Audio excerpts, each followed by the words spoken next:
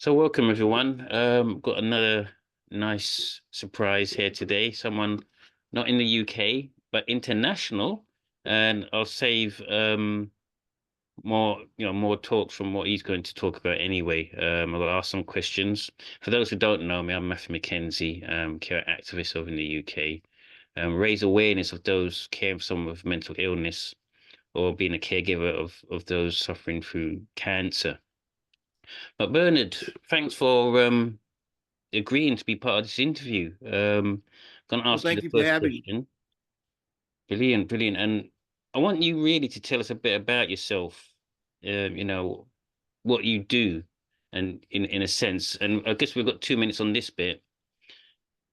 Why do you feel being on this interview, others will be interested in what you're perhaps doing regarding as a caregiver? Well, let me start by saying I'm a caregiver, as you mentioned, uh, and it was not. I like to tell people that I didn't become a caregiver when my wife got diagnosed with Parkinson's disease in 2018. I became a caregiver when I got married back in 1976, and I said I do because Mm, the line before that is in sickness and health. that's right. Yes. The missing piece was the informed consent document wasn't elaborate enough to cover what I'm in now. So I think that one of the things I'll share with people is that most of us back into this caregiver situation as carers. We back into it. We were going along in our lives, and then a life event happens, and the next thing you know, you've got new duties or additional duties, and uh, but it doesn't have to be the challenge that some carers make it out to be in terms of they lose everything. They Yeah. lose who they are as a person. They lose themselves. So, as part of my care advocacies, I talk about and try to provide pragmatic ways in which you can recapture yourself. Be you, and also adopt this new piece that is you. And it was there all the time. Like I said, it just wasn't up as high in the priority list. So first and foremost, I am a technologist, a futurist. That's how I started, a community activist. And then along comes this life event, and it, elbowed over and created some room for itself, and took over a chunk of my life. Mm, But I decided that I wasn't going to let it take over the whole thing. yeah. And so not only am I an activist for awareness of the disease and awareness for the health inequities that members of our particular community suffer, I'm an activist for care partners to be heard and not be invisible in the process. And a quick one, just for those who don't know, what would you describe as a technologist? How would that be important in regards to the work you do? So this is my 54th year in the high tech industry. I was a software engineer, a serial entrepreneur, platform developer. Uh, but what along the way, I discovered my talents and skills could be used to support nonprofit organizations. Mm, Uh, because I like to tell people, well, I can't build enough houses for the homeless. I can't feed all the hungry. There's a lot of things I can't do. I can't cure disease, but what I can do with my technology skills is help those that are doing it and doing it a lot better than I can. So, technologist is somebody who understands the software, the internet, the AI, all the new things coming. And but what I like to do is transition those things into pragmatic and practical solutions for life problems. excellent stuff. Brilliant. We're going to move on to our second question, and this involves the world activism part. So I'm sure those watching today will be interested in, what support do you actually provide caregivers? Because mainly these interviews that I do, even though we like others to tell a story about caregiving, they're specifically aimed for those who go that extra mile to reach other caregivers or carers out there and try and network and bring them together. In fact, I won't say any more. I'll let you Oh, tell well, us, sure. really, tell the So audience. the first thing I discovered uh, as a caregiver in my new role as the support for my wife with Parkinson's was that I was the invisible man in the medical community. First off, the doctors didn't want to hear me comment when they were asking Denise questions about her health and conditions. And I went, well, hey, dude, I know her. Oh, the only person that knows her better than me is her. Mm. And if you don't want to hear from me, well, that's a challenge. So as a carer, the first thing is we get invisible fast. So it doesn't matter that you put in a lot of hours in a day supporting your loved one. It doesn't matter that you do all that. When you get around to other people, the focus immediately shifts on to the patient and it leaves you invisible. So my activism is centered around raising awareness, not just of the disease, but of the living conditions, the real world environment in which this disease is operating, meaning the role of a caregiver in the delivery of this service. It's not just the doctor. They prescribe pills and put you on a treatment plan, but as you know, it's the carers who get you to the appointment, who make sure you eat, get you your food on time, who even when the patient wants to be extremely independent, you're the one that's got to double check. Did those medications get taken? Did you stay online? And usually I tell people the patient got the diagnosis, but the family got the disease, which means there's a whole lot of other people impacted by whatever condition. So if you're talking dementia, for example, you don't get dementia, alone. Everybody around you is impacted. So my activism is around raising awareness of what that means. So I talk about things like putting a face on the disease. Many in our communities of color, when the medical community is trained, they're trained on pictures of old white people. So when we walk in with a disease or a malady, they're looking at us like, what are you doing here? And so we're often late diagnosed, et cetera. So I'm raising awareness of what that means, not just for the patient, but for the family, for the caregivers, the carers. What does that translate into? And I realized there was such a vacuum in it that I had to go to work. So I'll give you a couple of quick examples. Over in the Parkinson's area, like I said, the training is with pictures of old white men. Yeah. So we're not only late diagnosed, but they don't always look like. I heard from many people in the first couple of years we were doing this activist work in the Parkinson's area that that the doctor didn't believe them because they don't look like a Parkinson's patient. So one of the initiatives that we have going right now is the Black Parkinson's Disease Family Quilt.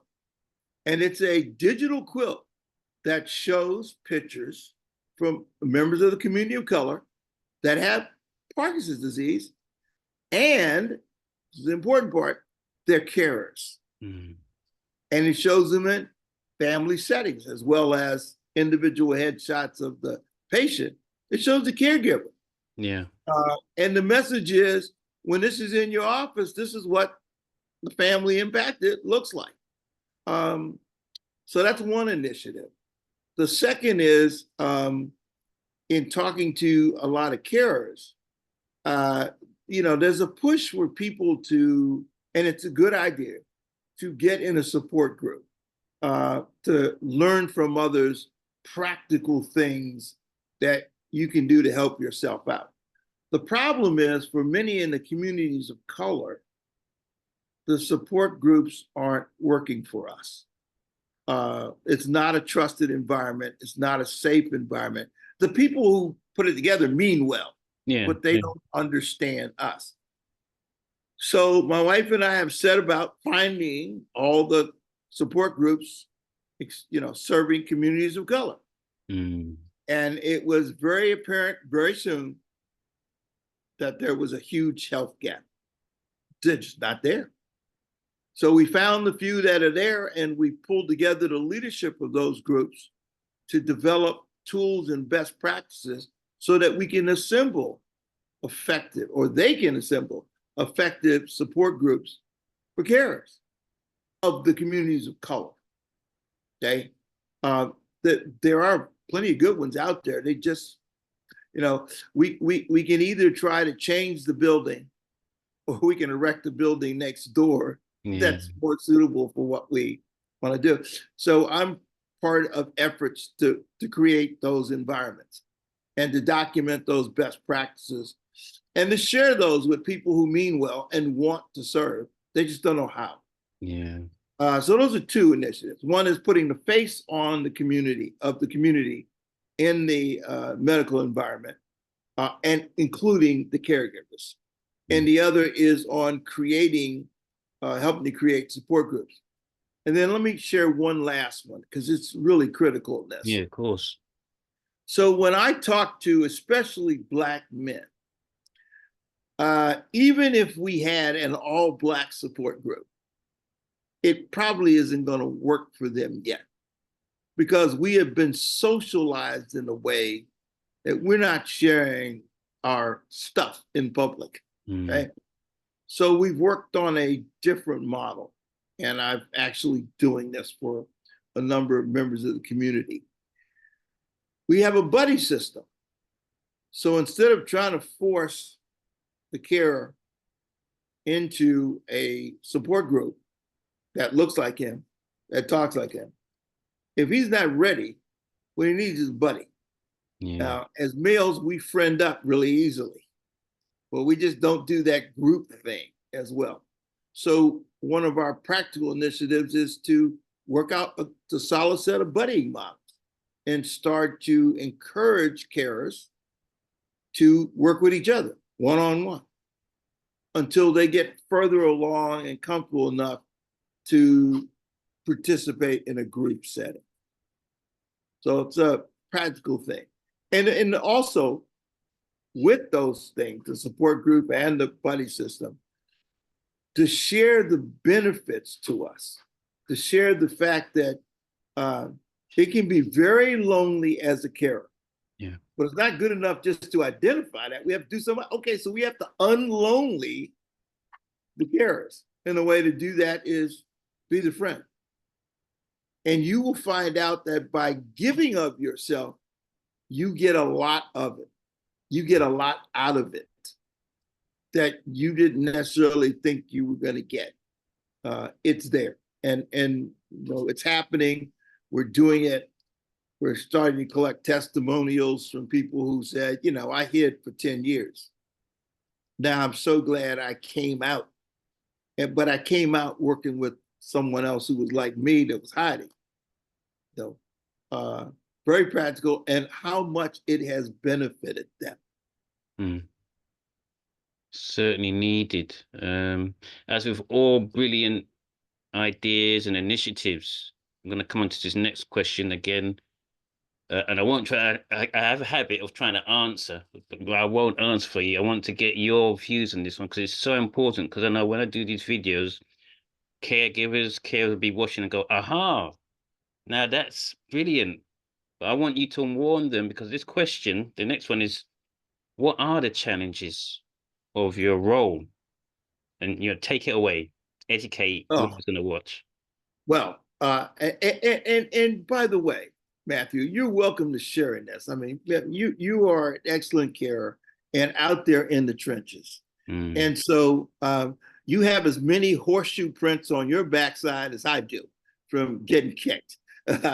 So I want your audience to appreciate, and I'm going to try to let them understand what it's like.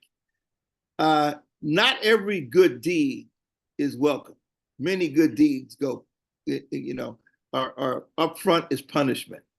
So you don't just walk in and start buddying with somebody who's been hiding out for 7 or 8 years, and they give you a big hug and they're ready to go. Yeah. I mean, there are some of the challenges are that we're not trained to be therapists. I didn't get therapy training. And I've been in some situations that are difficult. And there's not enough training out there about how to get people to the right person or the right people to help them when the problem is more than loneliness. The problems are deep. How do the challenges are learning where resources are that you can direct people to solve disease-related problems, mental health problems. I jokingly told a support group not long ago that I didn't sign up to be a marriage counselor, and you can read between the lines. Once you start peeling off the layers of the onion and, the floodgates open up, brothers started telling me stuff was a little tough to handle. Okay. Sisters started telling me stuff that was, intimate. And that's, so the challenge is how to not sidestep it, because you really do want to help them, but how to steer them to the right people, because you have now successfully helped them start across the bridge. You're just not prepared to be that person. That's one. Now, let me switch gears a bit and talk about some other challenges, because that's a sort of one-on-one, person-to-person challenge. Yeah. There are institutional challenges out there. There is a medical system, and there are systems out there that exist to, quote, help people. And they don't necessarily want you to be the helper. Okay. Not only were caregivers, somewhat invisible, but they have territories, fiefdoms that they want to defend. And you start walking in and succeeding. The good news is you're having some success. The bad news is there are people who want you to fail. And so, the reality is, don't go out expecting that everything you do is going to be welcome. You're going to have to steel yourself to people who are not sharing your interests or not sharing your view of what's in the best interest of your community. And I would like to say that all they do is voice their objection, but no, some of them go further than that. Oh, yeah. Yeah. And I'm sure you've experienced that, where somebody's walked up to you, looked at you, not even knowing you because they never asked, and said, "What makes you think you're qualified to do this?" Okay. Well, okay, so the mental health industry, you got, as you're absolutely right. And to be fair, I've met quite a few mental health professionals who will absolutely agree with you. They're not all alike, but they will certainly say, you're absolutely right. It takes a long time to train a psychiatrist, a psychologist, and your pharmaceuticals, that's another different area. They are very powerful. And as soon as you rock up saying, listen, this medication that is being prescribed here is hurting our community, you're in for one, hell of a battle. You're here for a battle. And so, what? So from a practical standpoint, on the subject of raising awareness, another practical thing I do is I speak to medical schools, deans, and say, I need you to make a change. And here's the change. It's one thing to talk about patient voice. Okay, you heard from patient. But, this is really a power sharing challenge for you. And you need to start training your students in the pipeline that anytime you're in an exam room, there are at least two experts. And I have to tell you, the first dean I told that to looked at me and said, we cannot afford to put two doctors in an exam room. And I said, I did not say two doctors. I said there were two experts. You train the scientists. We're not challenging you on the medical science. However, the expert on the lived experience is the patient. And if there are caregivers there too, you know that you might have 3 experts in the room. There you go. And so you need to allow that to exist through early training, so that I tell them all that you guys are the best in the world at creating gods, capital G-O-D. Okay, you create medical gods. They do miracles. But my challenge with a God is when you're in the presence of a God, you lift up a prayer and you hope it's answered. So no, what we need you to do is listen to the other expert in the room who says that medication isn't working. And that medication wasn't tested on us. We cannot go to this facility to your headache you're talking about for treatment. I'm not welcome there. I may not have the socioeconomic underpinnings to carry out this treatment that works perfectly well if I was somebody else of great means. But here is what it's like in my community. This is what's doable. And we need to work out a treatment plan around what's doable. And you're not listening to me. So you give me this great, as far as I'm concerned, pie in the sky treatment plan. Okay? And so what I tell caregivers or carers is that you need to spend some time not just educating yourself on a disease, but educating yourself on the systemic issues that create the health inequities for us. Okay? Understand where they're coming from, because I don't want to throw doctors out. Oh, don't get me wrong. No, I just want them to listen to the expertise that we bring to the conversation of creating treatment plans. I want the various health providers to listen to the patient to see what is feasible and what is not.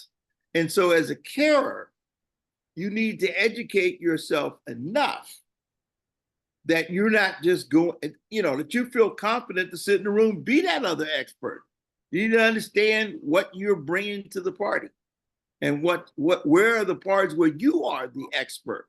And that if you sit still and don't say anything, well, not just opportunity lost, but you pay for the problem. I mean, you bought into part of the issue. So I tell carers all the time, you don't need to be the disease expert, but you do need to bring your confidence, get your self-esteem up, and speak for your loved one that you're caring for. Okay, because they have a lot of other stuff going on. Yeah. I often talk about my wife when we go into a medical visit. Every known medical problem she has somehow stays in the car once we go through the front door of the building. Okay? She is suddenly the healthiest being on the planet. Like, no.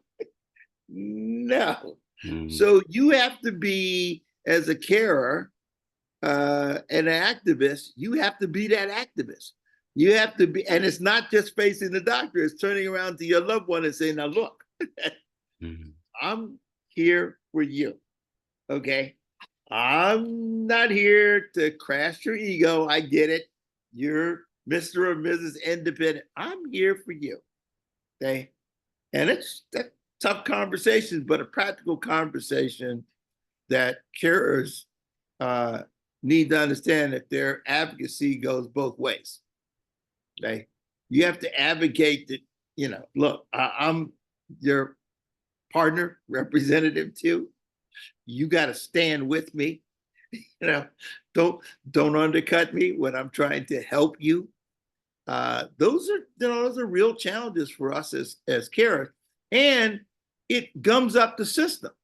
I mean, even the most empathetic healthcare provider trying to help can't do it if the relationship between the person with the dementia or the disease and their caregiver, the carer, is so fractured that you know you can't conduct business in the exam room. You can't conduct business without. So it's a tough thing, and of course, the majority of us have no training.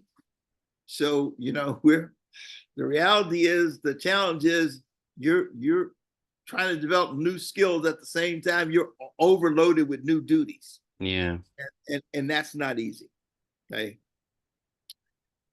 But it's a battle worth fighting because obviously there's a lot at stake. It's not just the patient or the cared for who's at risk. It's also the community. If, as you mentioned, the caregiver or carer just sits idly by and stays silent, and this is what we don't want. History has shown us, and data proves to us, specifically of those people of color, when it comes to health inequities, they have suffered time and time and time again, and it'd be such a tragedy if we keep going. Yeah. Yeah.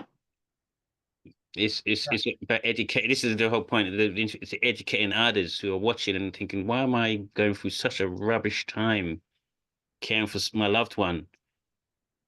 And no one seems to be listening. Or what ideas can I take from this interview that can really make a difference?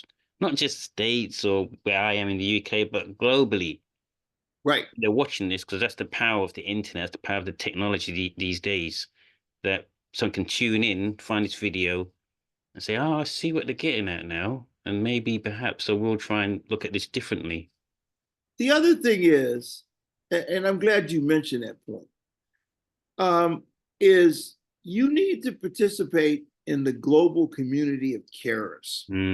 Yes. Not sit there by yourself. There are plenty of us now with using technology to reach each other and to share.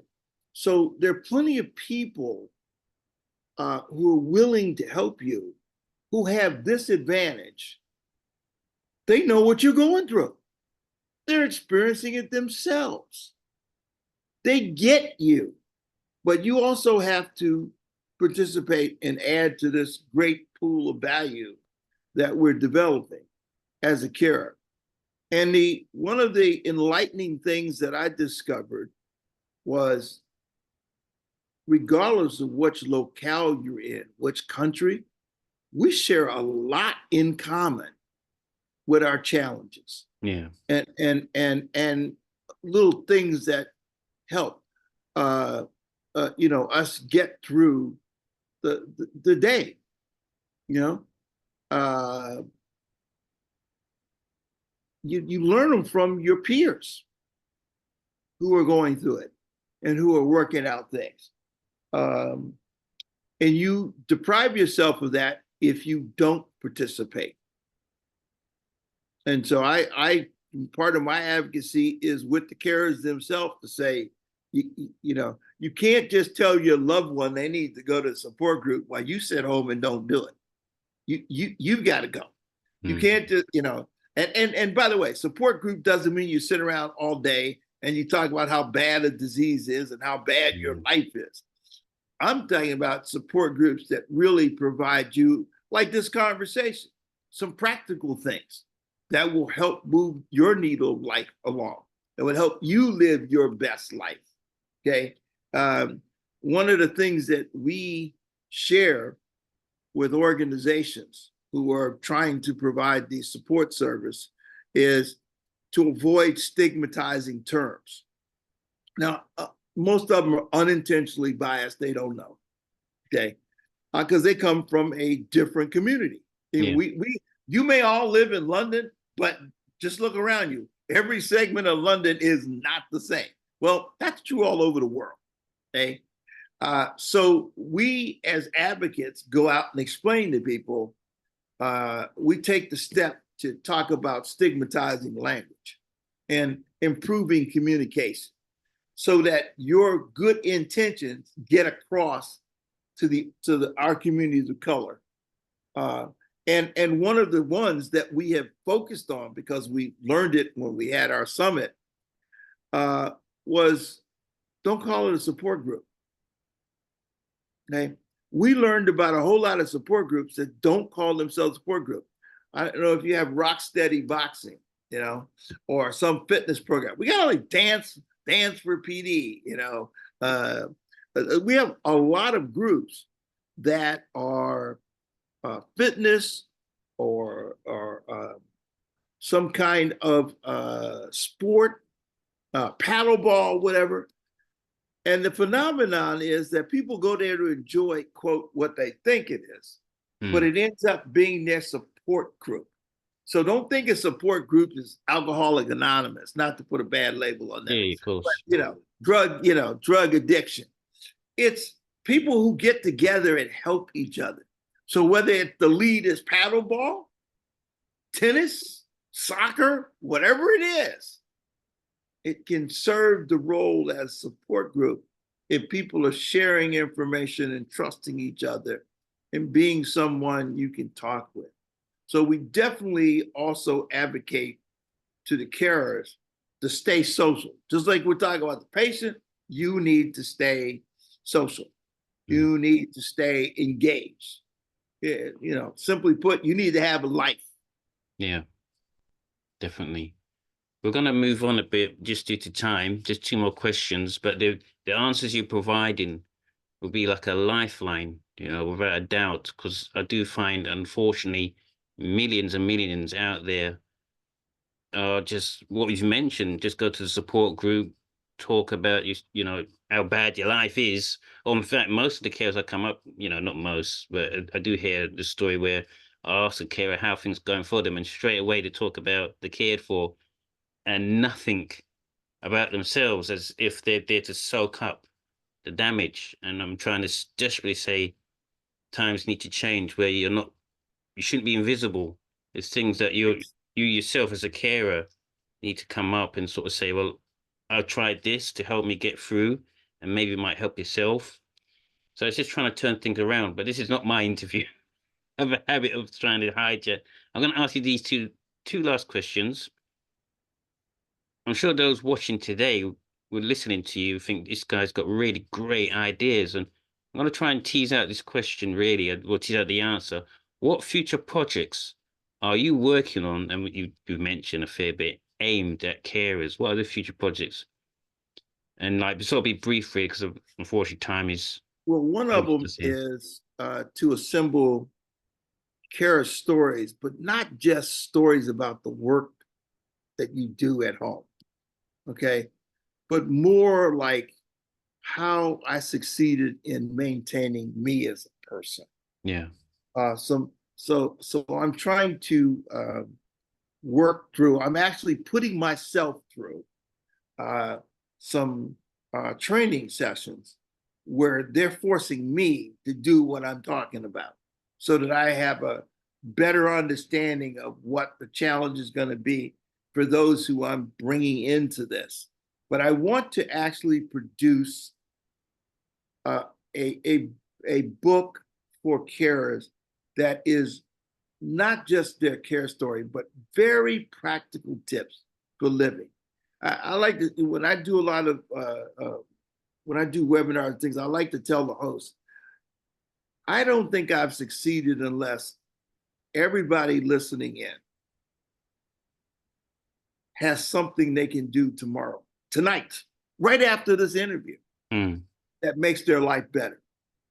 Okay. So the same goes for this book or the video.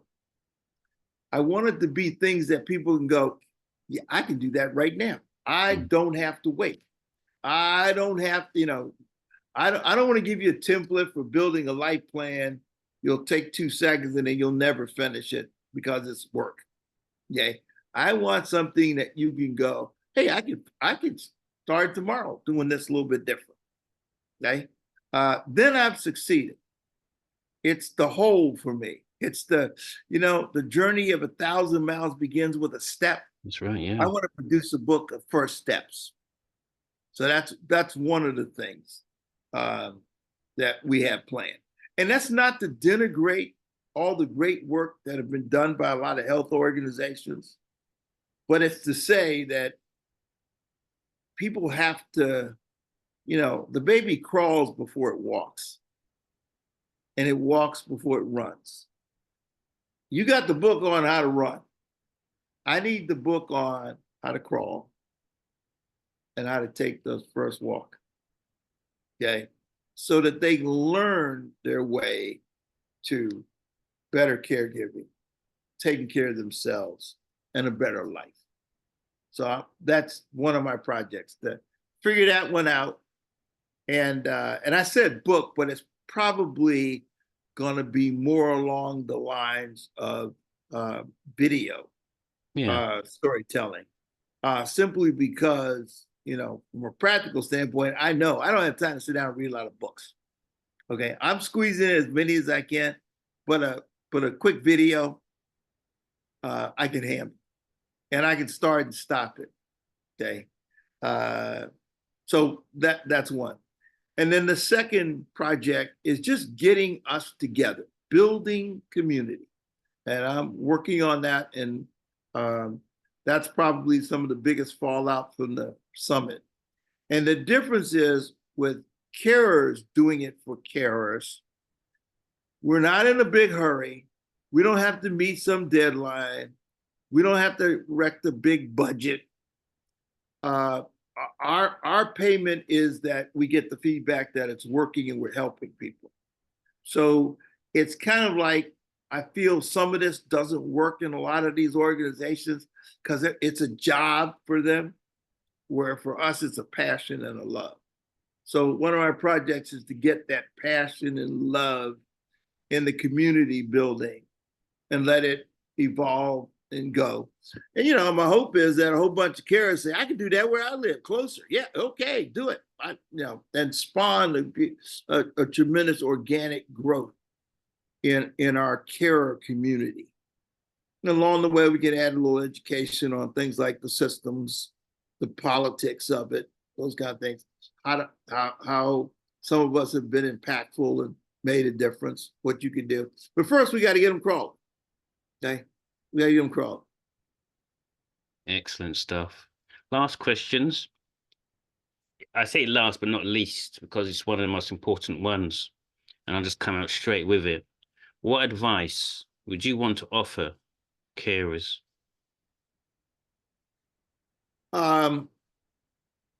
Hope is not a strategy. Okay.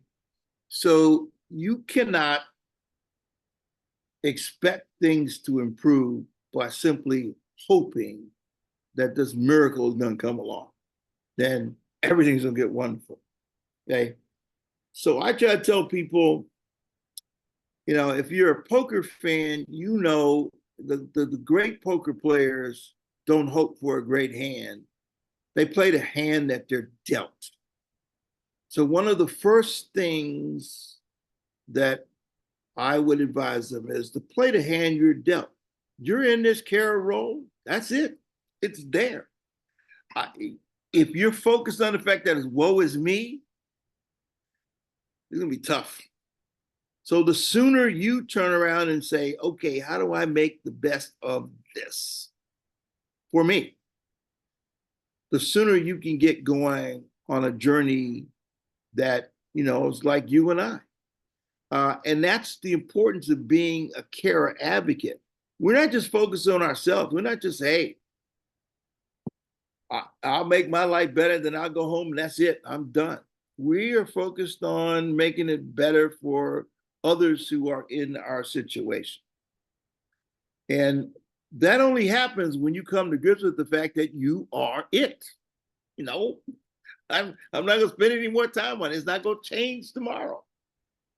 I like to tell people, when I get up in the morning, whether I like it or not, I look in the mirror and there's a black man staring back at me. It ain't going to change. There's also a carer staring at me in the mirror. It's not going to change. But what can change is how I handle the things that are in front of me so that I can bring out the best in others versus focus on woe is me. And that can be such an easy pitfall to go into. There's many caregivers who suddenly find out that their loved one is going through a difficult situation. Diagnosis, obviously, you're the expert regarding Parkinson's, because that's your lived experience, your living experience now. For me, my situation was psychosis with my mother and caring for someone with cancer. So the stuff you've mentioned is absolutely gold dust in regarding to this interview and helping the caring community move forward. There will be challenges. Nothing is ever easy. Nothing is ever easy. Yeah, But yeah. that's telling it as it is. Gonna sort of wrap this up now. It's been an excellent interview. Thank As you. mentioned, those come across this video, spread the word. It helps carers globally once they find this on, my channel. And do you have your YouTube channel up or? I have one. Well, I have one under my name, which is R. You can find me under R.Bernard Coley Mm, on YouTube. But I also have the one that we've developed an organization called Special Interest Group Black Diaspora, okay. and its mission and vision is to focus on our community because I don't know if you have this in the necessarily in the UK, but if I say Black Lives Matter Mm, here, a whole bunch of people turn around to me and say, no, all lives matter. And the mm, problem is they're missing the point. We're not saying all lives don't matter.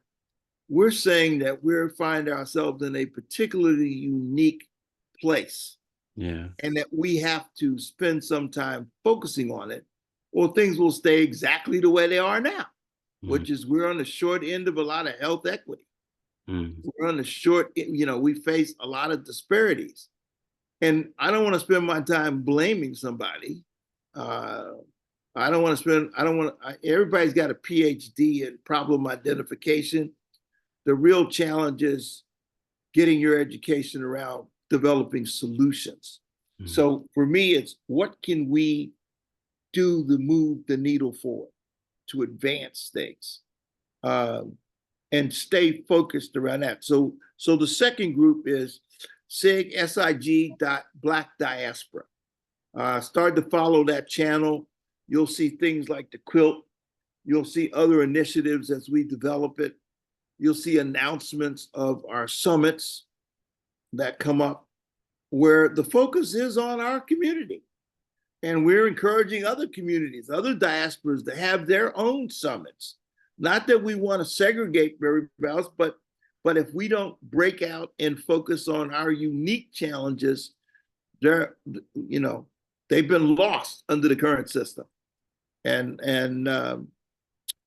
we have allies over there, but they don't know the way. So it's up to us to develop those solutions, to develop those guidelines, to develop those best practices, and then share it with our allies mm, so that we can move forward. And that's that's my closing call to action. yeah. Get up, become part of the community in an outward looking way. What can we do so that our fellow carers don't have to share or find the challenges as difficult as it was for us as we started? How can we lighten the load for our fellow carers?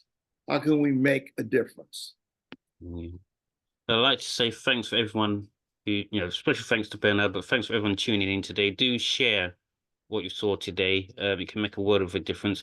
These are not easy things to share because quite often what we do here is, unfortunately, care support groups, but I think it's sometimes on the duty of ourselves, caregivers, carers ourselves, to get that extra step forward and connect with others and not just leave it just to not to say the organizations, the care support groups are not doing what they're trying to do, but a lot of the emphasis comes on those who are living through difficult situations, the pride and the care. So I say thanks everyone. Thanks for everyone for tuning in and keep an eye out for the next care activist interviews.